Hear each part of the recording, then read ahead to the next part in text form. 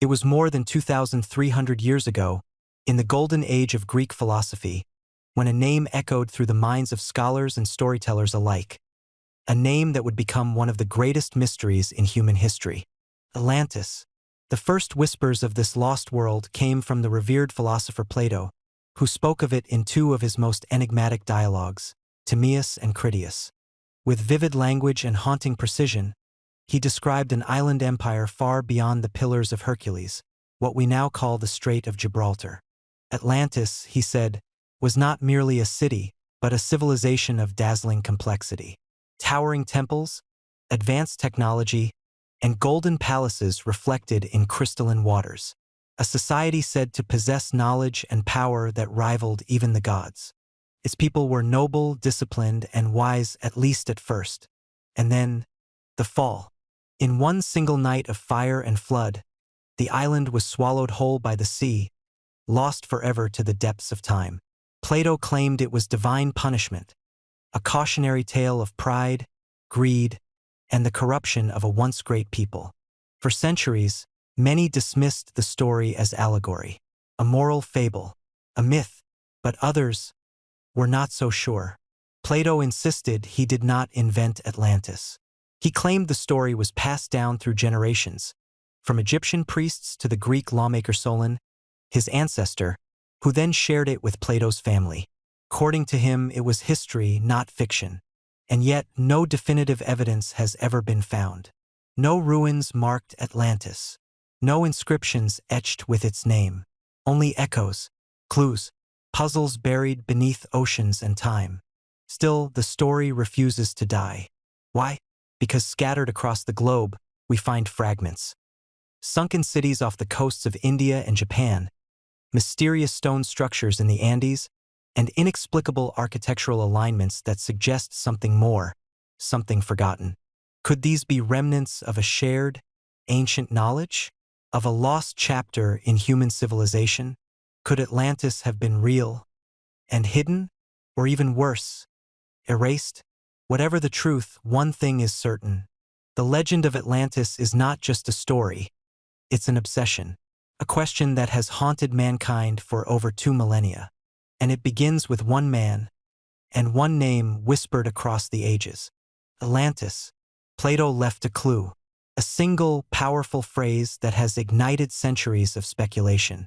Beyond the Pillars of Hercules.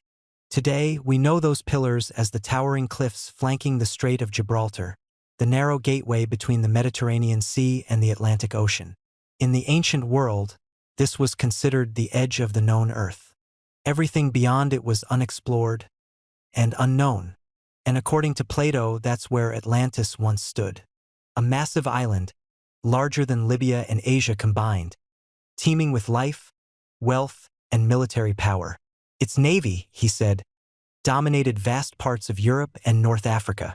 Its capital city glistened with gold, silver, and orichalcum, a mysterious metal lost to time. Then, without warning, came the end. In a single night and day of misfortune, the empire was swallowed by the sea. Not over years, not over centuries, but in one cataclysmic event. It was gone. To some, this sounds like poetic license, a metaphor warning against human arrogance. But others argue, why include such precise details? Why mention the Pillars of Hercules, a real-world location, if the entire story was fiction? And that's where the mystery deepens. In recent decades, with the rise of satellite imaging, sonar technology, and deep-sea mapping, researchers have uncovered vast anomalies scattered across the Atlantic seabed. Massive symmetrical shapes, grid-like formations, underwater roads stretching for miles. Some are likely geological quirks, but others are harder to explain. Take the Azores, a group of islands in the mid-Atlantic.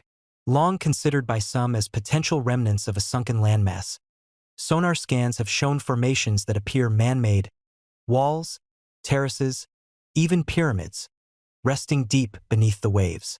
Or look to the Bahamas, where divers have explored the mysterious Bimini Road, a series of perfectly aligned stone blocks lying just beneath the surface. Natural formation, or the remains of an ancient harbor. Then there's Antarctica, cloaked in ice for millennia. Some fringe theories suggest Atlantis may have shifted due to Earth's crust displacement, burying its remains beneath the polar sheets. And though no mainstream scientist confirms this, the curiosity only grows. No definitive proof has surfaced. Not yet. But with every scan, every expedition, every anomaly discovered at the bottom of our oceans, the legend feels less like myth and more like memory. And perhaps that's the real secret, that Atlantis wasn't in one place, that it wasn't one city, but a global civilization, a forgotten chapter in human history, scattered across continents, buried beneath oceans, erased by time. And all that remains is a map to nowhere. If Plato's words are to be believed, Atlantis was not just wealthy and powerful, it was astonishingly advanced. He spoke of a civilization with crystal-powered energy sources, flying machines, and a network of underground tunnels and canals so sophisticated they put even our modern infrastructure to shame. He described a city designed in concentric rings, with gleaming walls of precious metals and aqueducts channeling water from mountain springs into temples and public baths. To the modern ear, it sounds like fantasy, like science fiction dressed in ancient robes. But what if it isn't? What if Plato was describing a memory, however distant, however distorted, of real technology, from a world lost to catastrophe? All across the ancient world, we find technological marvels that defy explanation. Machines, tools, and architecture that seem centuries, if not millennia, ahead of their time. Take the Antikythera mechanism, discovered in a shipwreck off the coast of Greece in 1901. This astonishing device, dating back to over 2,000 years ago, is considered the world's first analog computer. With gears and dials of stunning complexity, it could predict eclipses, track planetary movements, and calculate celestial events. A level of mechanical sophistication that would not reappear until the 14th century. Or consider Puma Punku, a megalithic site in the Bolivian Andes. The massive stones, some weighing over 100 tons, are carved with such precise angles, interlocking notches, and machine-like flatness that even today's engineers struggle to replicate them without modern tools. How were they cut? Moved? Fitted together without mortar? And off the coast of Dvarka, India, lie submerged ruins, temples, streets, and walls, dating back possibly 9,000 years. That's thousands of years before Mesopotamia, before Egypt, before any known organized civilization. Who built them? And why do we know so little? All these anomalies seem unrelated, scattered, random. But what if they're not? What if these remnants are not isolated miracles, but surviving pieces of a larger puzzle? Echoes of a civilization so advanced, its fall triggered a ripple effect. Its knowledge fragmented, its people scattered, its memory preserved only in whispers, legends, and ruins? If Atlantis did exist, and if it truly fell in a night of fire and flood, then perhaps its survivors fled, carrying with them fragments of knowledge, planting seeds across the globe, influencing cultures that would rise long after their homeland sank. If that's true, then the real question isn't just, where was Atlantis? But rather, where did its people go? And what did they leave behind for us to discover? Across every corner of the ancient world, there is one story that echoes again and again. A great flood. From the Epic of Gilgamesh in ancient Mesopotamia, to the Book of Genesis in the Bible, to the flood myths of the Hopi, Inca, Maori, and Hindu scriptures, the story is nearly always the same. A world once thriving, suddenly drowned. A divine punishment, a planetary reset, a handful of survivors chosen to rebuild. For centuries, scholars have called it coincidence. But when cultures separated by oceans, by millennia, tell the same story, we must ask, are these merely legends, or are they distant echoes of a single real event? Could the flood myths be fragmented memories of Atlantis's fall? Some researchers believe so. They propose that when Atlantis sank, not all was lost. People, scientists, builders, navigators, escaped, and over generations, they carried their knowledge across oceans, blending into early societies, planting the seeds of what would become great civilizations. The Egyptians, the Mayans, the Olmecs, the Sumerians, all seem to appear suddenly in history, with advanced knowledge of mathematics, astronomy, and architecture. Knowledge that seems too sophisticated for what should have been primitive cultures. Consider the pyramids, those mysterious megalithic structures that dot our planet. From Giza to Teotihuacan, from Nubia to Cambodia, similar designs emerge. Step pyramids, precise astronomical alignments, sacred geometries. Why do such similar structures appear in civilizations that had no known contact? Or the legends of gods who arrived from the sea, often described as tall, bearded figures bringing wisdom and order. Quetzalcoatl in Mesoamerica, Viracocha in South America, Oannes in Mesopotamia. Who were they really? Coincidence or evidence? The parallels stretch further, calendar systems that track planetary cycles with stunning accuracy. Mythologies with shared themes of cataclysm, rebirth, and lost golden ages. Symbolic language and sacred motifs that transcend borders. Perhaps these are not isolated phenomena. Perhaps they are the fingerprints of a forgotten superculture, a remnant of Atlantis, surviving in fragments. Because if the survivors of Atlantis carried their wisdom to the corners of the earth, then Atlantis never truly vanished. Transformed.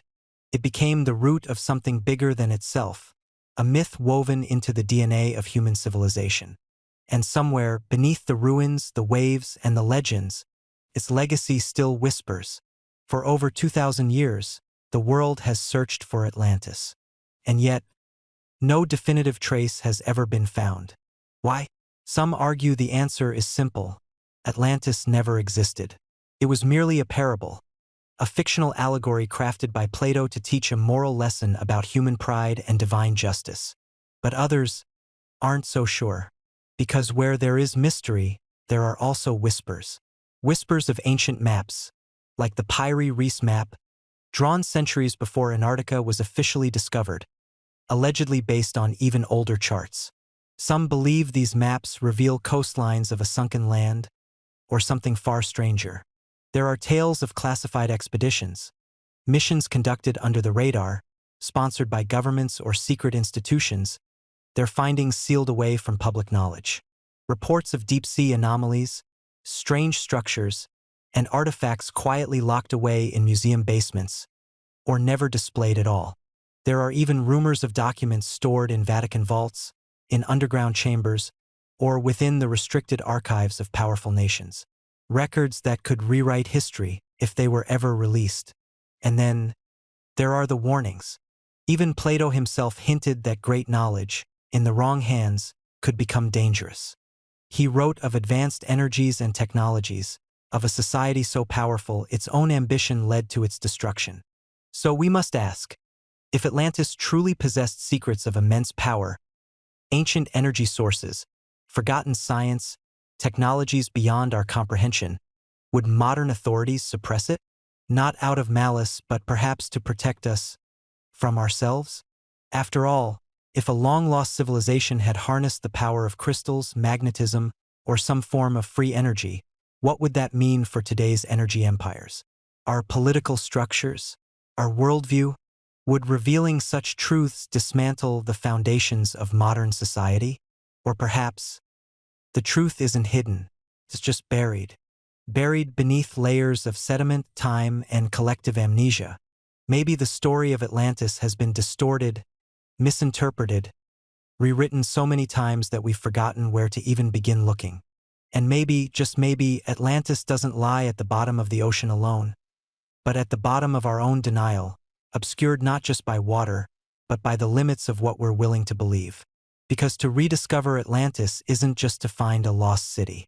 It's to uncover a lost part of ourselves, a forgotten chapter of who we once were, and who we still might be. So what was Atlantis? A real city swallowed by the sea? A myth wrapped in metaphor? A whispered memory from a world before our own? Maybe. The answer is yes to all. Atlantis might not be one thing, it might be many things at once.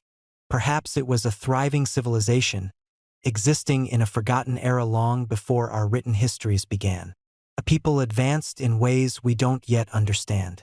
A society that flourished, only to be destroyed by a cataclysm so severe Its memory was reduced to fragments, passed down through oral tradition, finally captured by Plato's pen. Or perhaps it truly was a philosophical parable, Plato's warning to humanity. A mirror held up to his own society, showing what happens when power outpaces wisdom, when arrogance eclipses humility. A city that dared to challenge the gods, only to be punished by the forces of nature. But what if it's both? A true story, veiled in metaphor. A legend born from real events, shaped and reshaped through time, half memory, half message. Because what Atlantis represents goes far beyond the ruins of a lost city. It is a symbol, a reminder, that even the greatest civilizations are not immune to collapse. That knowledge can be forgotten, monuments can crumble, and entire worlds can vanish without warning. But it's also a beacon of possibility. A signal that truth often hides within legend. That behind every myth, there may be a buried reality, waiting for us to look deeper, to question, to rediscover. Maybe Atlantis lies beneath the ocean floor, buried under silt and time. Maybe it sits beneath the sands of an uncharted desert, mistaken for something else. Or maybe it exists only in the collective memory of humankind, a ghost of a past we barely remember, yet feel drawn to. And that's the power of Atlantis. Real or imagined, it has endured for over 2 millennia. It has ignited our curiosity, driven explorers to the edges of the map, and inspired generations to wonder, what if? Because the search for Atlantis is more than the search for a sunken city. It's the search for lost wisdom, forgotten truths, and the mysterious roots of our own civilization. And whether we ever find it or not, the story of Atlantis lives on, not in stone or ruins, but in our endless pursuit of the impossible. Whether Atlantis was lost to time or buried by intention, the search for truth never ends. If this journey sparked your imagination, subscribe to Empire Mindset. Like, comment, and share, because the deeper we dig, the closer we get. Unlock history's greatest mysteries with us.